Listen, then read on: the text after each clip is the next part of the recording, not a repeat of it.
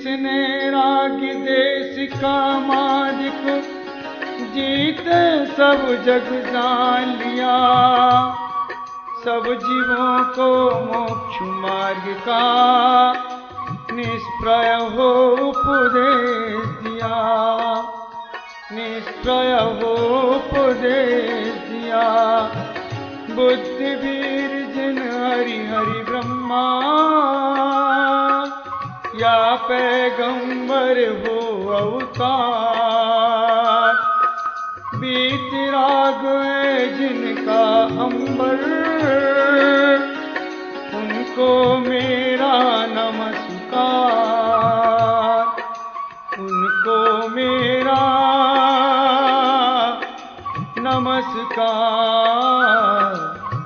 उनको मेरा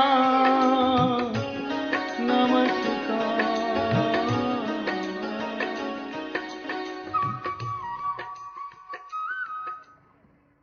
मेरे देश के भारतवासियों, माता और बहनों, मैं आज एक विशेष मकसद से भारतीय संस्कृति को बचाने के लिए, साधु संस्थाओं की रक्षा सुरक्षा के लिए आपसे निवेदन करने के लिए उपस्थित हुआ हूँ। मुझे याद है सन 1986 इंदौर के प्रवास में भारत के भूतपूर्व स्वर्गीय राष्ट्रपति ज्ञानी जैल सिंह को एक सभा में आमंत्रित किया था। तब उन्होंने अपने वक्तव्य में कहा था कि भारत की जैन समाज का शासन के लिए बहुत बड़ा सहयोग है। पूरे देश का सहयोग एक तरफ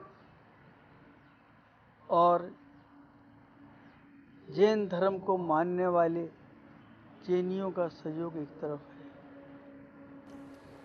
आज तक जैन समाज के किसी भी घटक, किसी भी व्यक्ति ने शासन को हानि नहीं पहुंचाई, न कभी हड़ताल की, न गद्दारी की कोई पतली सी रेखा भी नजर आई। देश में अराजकता फैली, लेकिन जैन धर्म के लोगों ने कभी भी उसका सहयोग नहीं दिया। तब मुझे सुनकर के ऐसा लगा कि मेरा जन्म एक अच्छी समाज में हुआ, जहाँ प्रेम, मैत्री, विश्व मैत्री, सेवा, प्राणी सेवा, पशु सेवा की चर्चा होती है। पानी छान के पीने की बात होती है और चींटी को मारने से डरो, जीवों की रक्षा की बात होती है। मैं बहुत गदगद हुआ। ऐसा लगा कि जीवन मेरा सार्थक हो गया। देश का राष्ट्रपति आज उस समाज की प्रशंसा कर रहा है जिस समाज में हिंसा नहीं है। लेकिन 1 तारीख की शाम, जहां 9 वर्ष की खुशियां मनाई जा रही, लोग डूबे हैं, एक ऐसी दर्दनाक घटना सुनने को मिली। किसी व्यक्ति ने आकर के कहा, गिरनार पर्वत की 5वीं टोक से उतरते समय मुनि प्रबल सागर के ऊपर किसी पंडा ने या साधु ने, व्यक्ति ने चाकू से वार कर दिया और वे 9000 सीढ़ी जमीन से इतने ऊपर पड़े हुए हैं। पुलिस का एक सिपाही और एक कोई व्यक्ति वहाँ पहुँचा। बहुत रक्त बह रहा है, उन्हें नीचे लाने की कोशिश कर रहे हैं। दिल दहल गया मेरा। ऐसा लगा उस समय तीर्थों पर लोग वंदना करने जाते हैं, ना कि किसी को मारने के लिए। तीर्थों पर लोग परमात्मा की पदरज लेने के लिए जाते हैं, ना कि छुरा चलाने के लिए। ये कैसे हो गया? बहुत घबराहट हुई। मैंने कहा कि ज़रा आप सब लोग पता करो। रात भर बेचैन रहा। कड़ाके की ठंड, शीतलहर, शिशिर रात, मुनि श्री का क्या होगा? लेकिन धन्य हैं वे मुनि श्री प्रबल सागर जी महाराज, जिन्होंने उफुफी नहीं किया और उन्हें लोग किसी भी प्रकार से नीचे ले आए। अब आप सोच सकते हैं कि जिसके पेट में 6 इंच गहरे 3 घाव हैं, हार्ट के पास से चक्कू उनकी हड्डियों से टकरा करके निकल गया,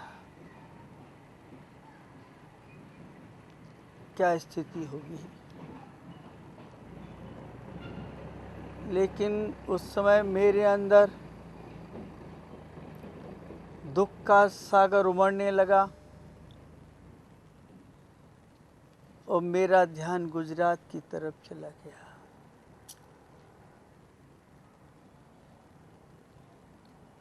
कि गुजरात जैसे शांत जगह में ये घटना कैसे घट गई। फिर मुझे अतीत का स्मरण हुआ। कुछ वर्ष पहले हिम्मतनगर से निकला था और धीरे धीरे विहार करते हुए सूरत के निकट था। थोड़ा आगे अचानक सुबह के वक्त एक 18 पहिए के ट्रक ने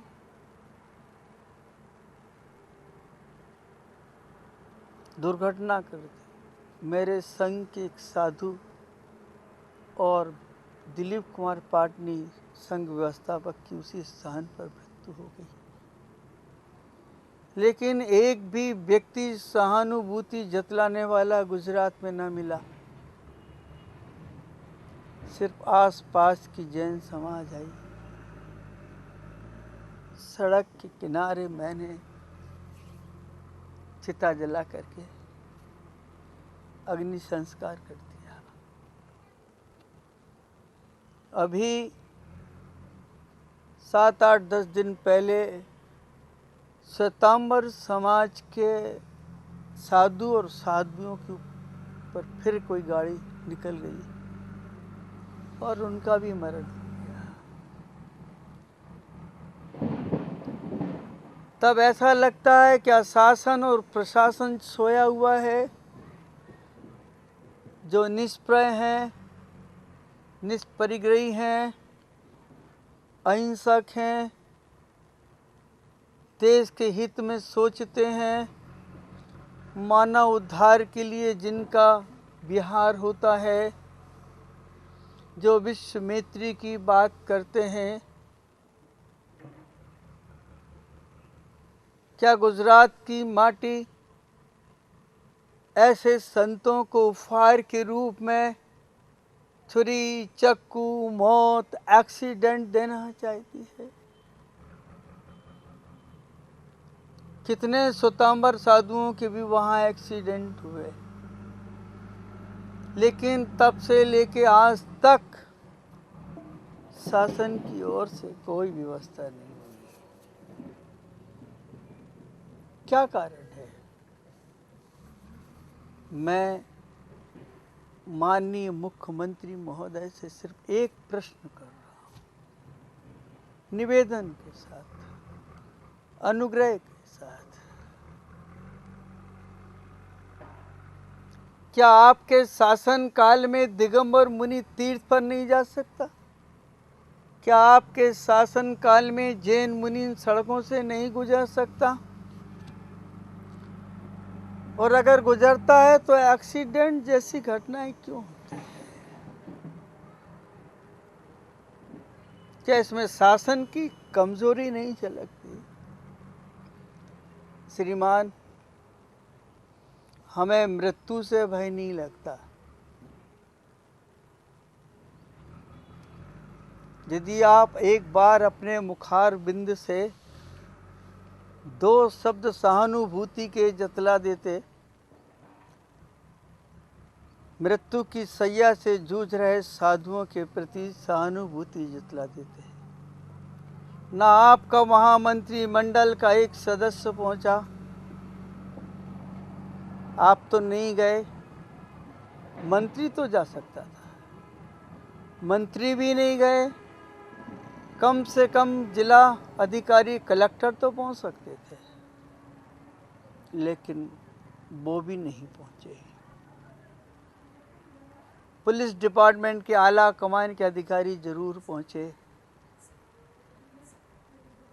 लेकिन उनके हाथ में क्या था? क्या करते बेचारे? काश एक बार आप अपने मुखारबिंद से इतना कह देते कि गुजरात की माटी पर हम जैन तीर्थ और जैन साधुओं का आवागमन पसंद नहीं करते, तो शायद मन को ये संतोष हो जाता और हम ये समझ लेते कि शास्त्रों में लिखा है कि कली काल का अंतिम समय आ गया, कल्कि राजा का जन्म हो गया। अब हमें समाधि ले लेना चाहिए, क्योंकि हमने तो सारा जीवन आत्मकल्याण, जन कल्याण और समाधि मरण के लिए स्वीकार किया है। इतना जानता हूं,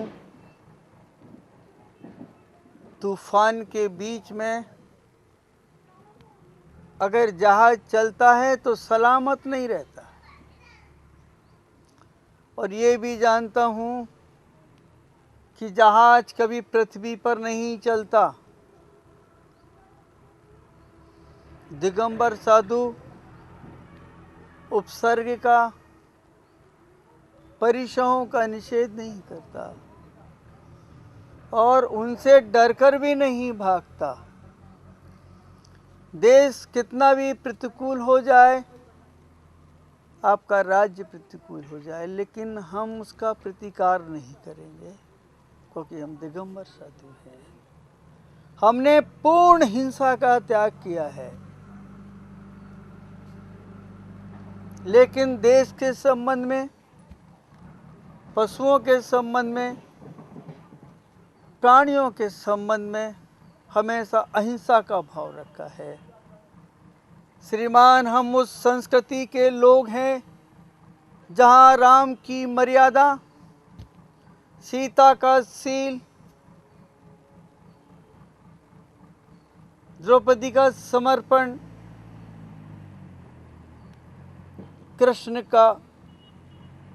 कृष्ण की नीति, जिसने युद्ध के मैदान में भी शस्त्र नहीं उठाए, बुद्ध की करुणा, महावीर की परम अहिंसा और इस्लाम का ईमान पलता है। उस माटी पर जब कोई निहत्थे दिगंबर मुनि के ऊपर चाकू से वार करता है, जब पीड़ा होती है, मुझे तो सिर्फ इतना निवेदन करना है, अच्छा हुआ समय के पहले ही सब कुछ ज्ञात हो गया। अच्छा हुआ इतने वर्षों में कोई भी ऐसा प्रधानमंत्री नहीं बना। मैंने अनेक राज्यों का दौरा किया, जहाँ जहाँ भी मुझे जिन जिन राज्यों में जिनका शासन मिला, मेरा प्रवेश हुआ। भले आसाम हो, मेघालय हो, नागालैंड हो, दिसपुर हो, गुवाहाटी हो, नेपाल हो, भूटान हो, देश विदेश जहाँ जहाँ तक मैं गया, दिगंबर मुद्रा को लोगों ने भारत का भगवान आया कह के संबोधित किया। और जिन जिन राज्यों में प्रवेश हुआ, उन राज्यों के सत्ताधारियों ने इस मुद्रा का सम्मान किया। छत्तीसगढ़ में प्रवेश हुआ तो वहाँ के मुख्यमंत्री ने रांची अतिथि कह के पुकारा। आसाम गया तो मुख्यमंत्री तरुण गोई ने उसी समय राज्य का मुख्य अतिथि घोषित किया। और आसाम में मैंने 3 वर्ष तक विहार किया। जब से भारत स्वतंत्र हुआ तब से लेके आज तक इस देश में ऐसी कोई भी घटना नहीं घटी कि जिसके कारण से जैन समाज आहत हुआ हो, आघात पहुंचा हो, दुखी हुआ हो। और इस देश की सत्ता में जो भी प्रधानमंत्री हुए, राष्ट्रपति हुए, उन सब ने इस मुद्रा का, दिगंबर साधक का बहुत सम्मान किया। वह दिन भी एक था जब आचार्य देशभूषण जी महाराज पार्लियामेंट में उपदेश देने के लिए गए थे। मुझे भी ऐसा अवसर मिला कि मध्य प्रदेश की विधानसभा में जाने का अवसर आया उपदेश के लिए, लेकिन मैं जानबूझकर नहीं गया। मैंने मुख्यमंत्री महोदय से कहा कि मेरा बिहार है, रास्ते में आपका बंगला पड़ता, वहाँ उपदेश कर लूँगा। वो भी एक दृश्य था। सारे विधायक पक्ष विपक्ष के थे। हमेशा देश को जोड़ने की बात की। इस माटी पर पैदा होने वाला लाल तो हमेशा मुनि भक्त, साधु भक्त, संस्कृति भक्त, अहिंसा प्रेमी होता है। गुजरात की इस घटना से मैं इसलिए आहत हुआ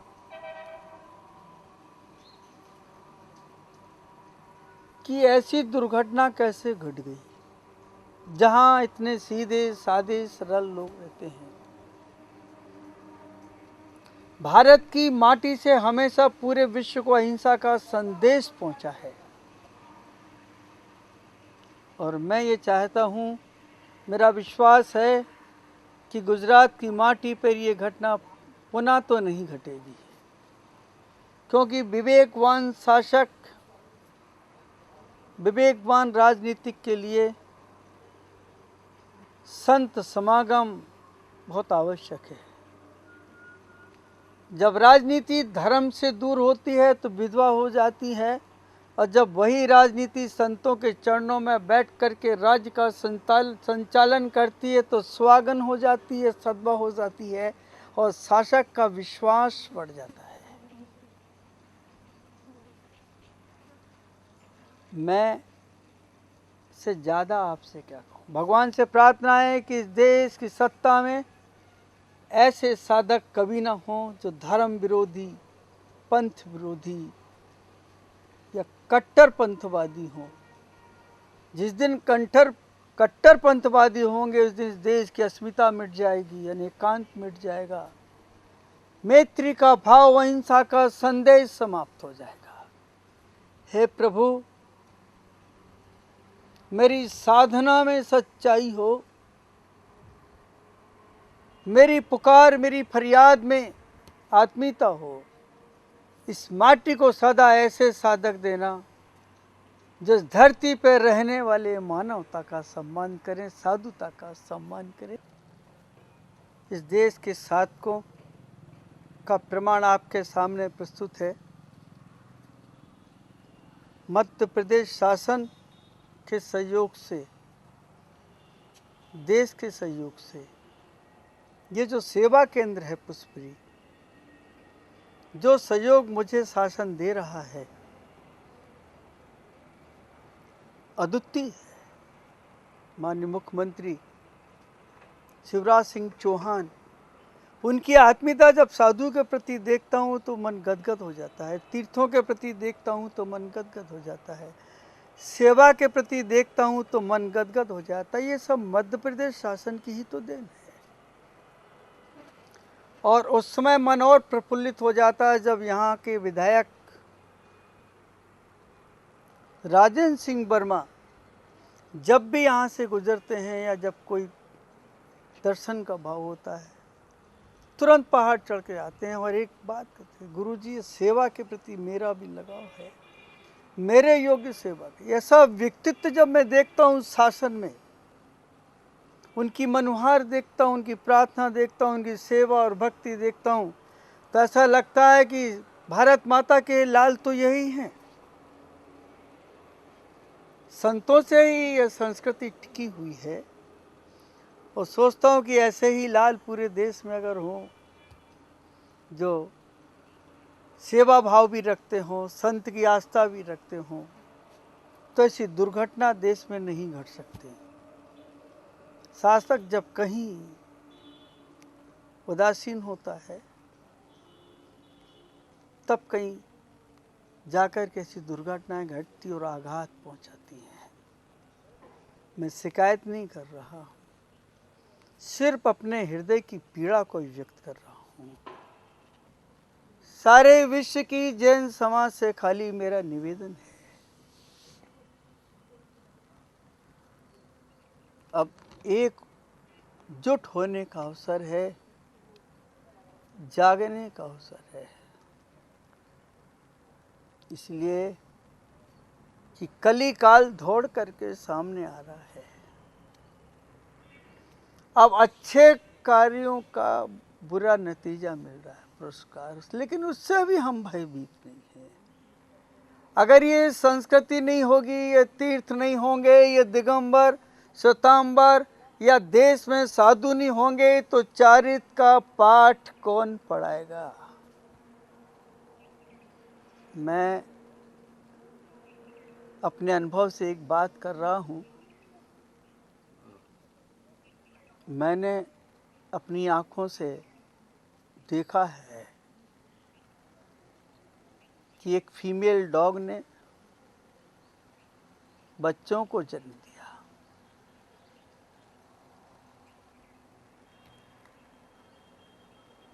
जन्म देने के बाद वह बहुत भूखी होती है, उसे भोजन नहीं मिले तो अपने ही बच्चों को खा जाती है, खाने लगती है। ऐसी परिस्थिति में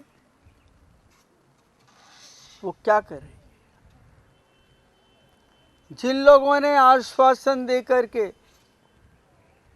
जनता की सुरक्षा के लिए जीत हासिल की, उनने कभी भी परिकल्पना नहीं की होगी, चाहे वो धनपति हो, चाहे राजनीतिक व्यक्ति हो, खिलाड़ी हो, शिक्षक हो, व्यापारी हो, कोई भी हो,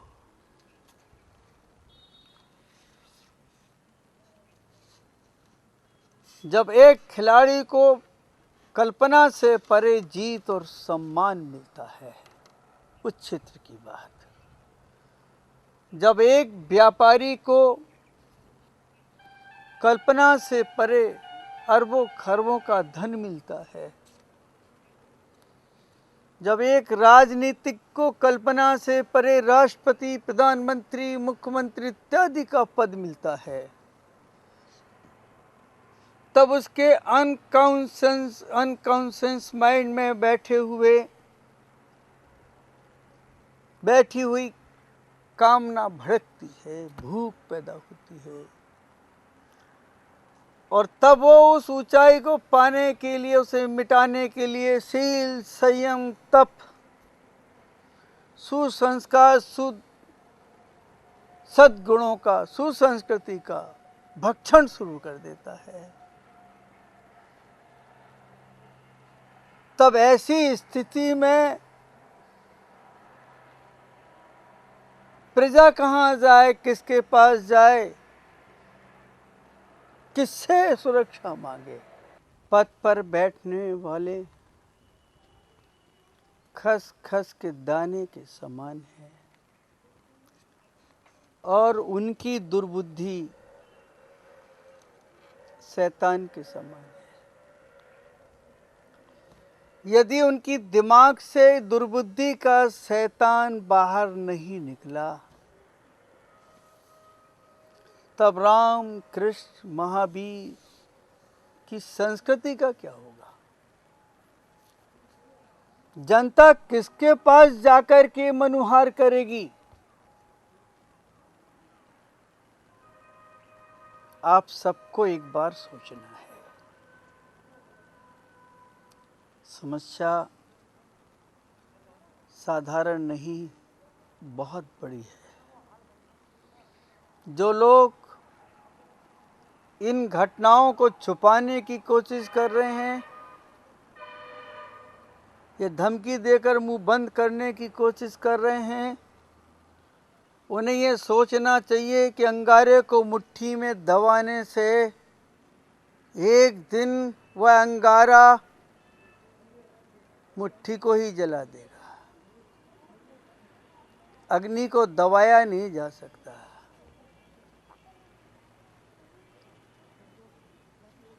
आप सबसे निवेदन है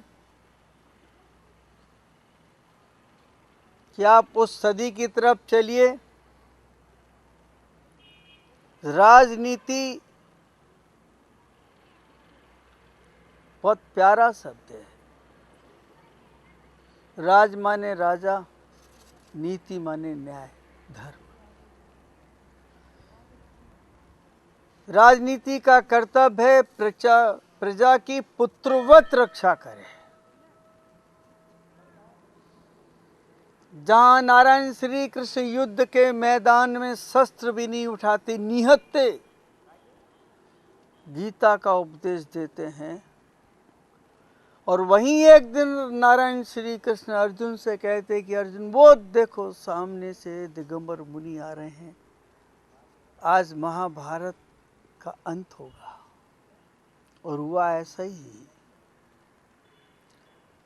मर्यादा पुरुषोत्तम राम जहाँ से गुजरते हैं और जब ऋषि मुनि दिखाई देते हैं तो चरण वंदना करते हैं। ये राम की मर्यादा और राम का स्नेह है। नारायण श्री कृष्ण प्रजा को न्याय दिलाने के लिए कंस से लड़ जाते हैं और न्याय दिला देते हैं। राम सबरी के घर में बैठ करके सबरी के बेर ग्रहण करके उसे धन्य कर देते हैं, और महावीर चंदना के द्वार पहुंच करके उसका उद्धार कर देते हैं। एक सफल राजनीतिक का सबसे बड़ा कर्तव्य यही है कि अगर इस देश की कोई समाज, कोई पंथ, कोई जाति मनुहार करती है तो आपका कर्तव्य है उसका मार्गदर्शन करें, उसे न्याय दें। क्या गिरनार पर्वत की गुफाओं में बैठे हुए पंडे लोग, साधु लोग इसलिए साधना कर रहे हैं कि दिगंबर मुनि की हिंसा करें, मारें, खदेड़ दें? जिस तीर्थ पर 22वें तीर्थंकर नेमिनाथ भगवान ने साधना की, और हम तो सिर्फ वहाँ पूजने के लिए जाते हैं, अर्थ उपार्जन के लिए नहीं जाते। हम तो सिर्फ वहाँ की धूली को लगा करके धन्य होना चाहते हैं। क्या है हमारे पास? श्रावक भी चलता है तो निहत्ता चलता है, डंडा लेके भी नहीं चलता। ना हमारे पास तीर है, ना तलवार है, ना गोली है, ना तमंचा है, ना बंदूक है, ना छुरा है, ना चक्कू है।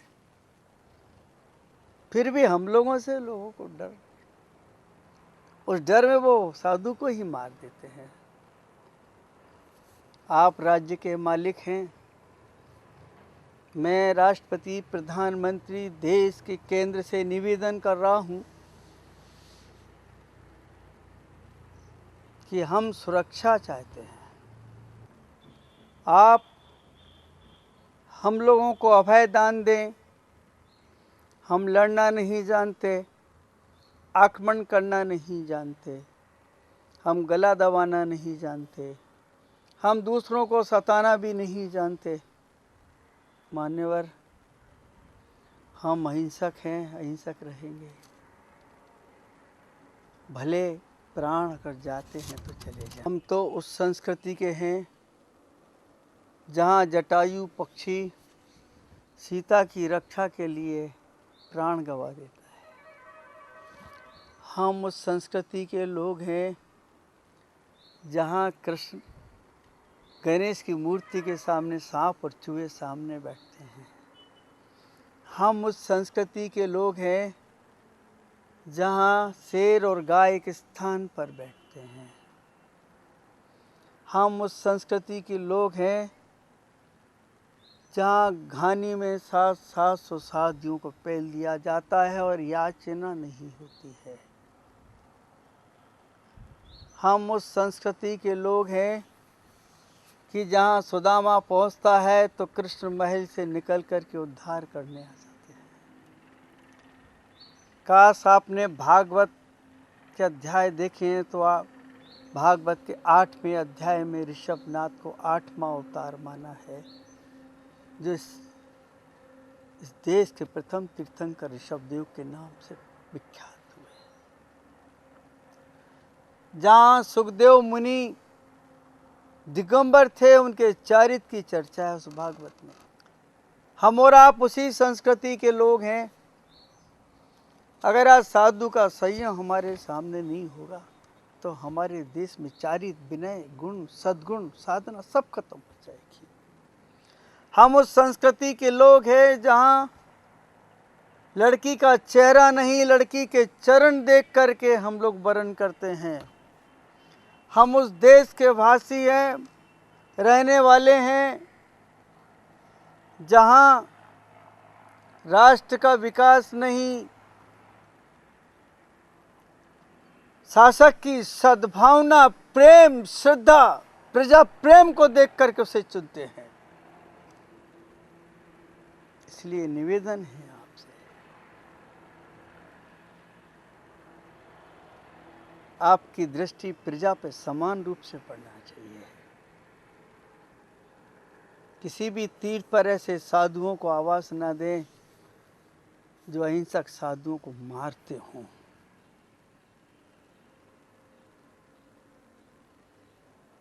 देश में गुजरात का बहुत नाम है।